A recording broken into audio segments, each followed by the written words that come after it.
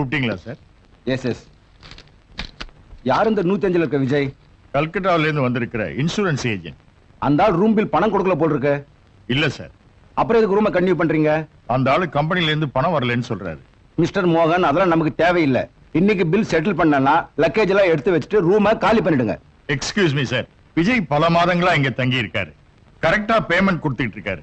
இன்னும் 2 நாள் பாப்போம். உங்களுக்கு நம்பிக்கை இருந்தா எனக்கு பிரச்சனை இல்லை. இங்க பாருங்க, நாளைக்கு ஸ்டாஃபுக்கு சம்பளம் கொடுக்க வேண்டிய நாள். ரூம் எடுக்கிறவங்க சரியா பணம் கொடுக்கலன்னா நாம என்ன செய்யறது? விஜய் கிட்ட பேசுறேன் சார். Hello, metal hospital. நான் டாக்டர் அரவிந்த் கிட்ட பேசணும். Yes, Aravind speaking. Good morning doctor. நான் நீங்க ட்ரீட்மெண்ட் கொடுக்கிற பேஷண்ட் லட்சுமி அம்மாவோட மகன். ஆமாங்க, விஜய். நான் இன்னைக்கே கல்கத்தா போகணும் சார். அம்மாவை கொஞ்சம் பார்த்துட்டு போலான்னு ஆசைப்படுறேன் doctor. I am sorry mister Vijay, இன்னைக்கு உங்க அம்மாவை பார்க்கவே முடியாது. ஹெல்த் மினிஸ்டர் விசிட்டிங் வரதுனால நோயாளிங்க யாரையும் பார்க்க அனுமதி கிடையாது. நாளைக்கு வேணா வந்து பாருங்க. நான் இருக்க முடியாது டாக்டர். அம்மாவோட ட்ரீட்மெண்ட்டுக்காக பல மாசங்களா நான் லீவ்ல இருக்கேன்.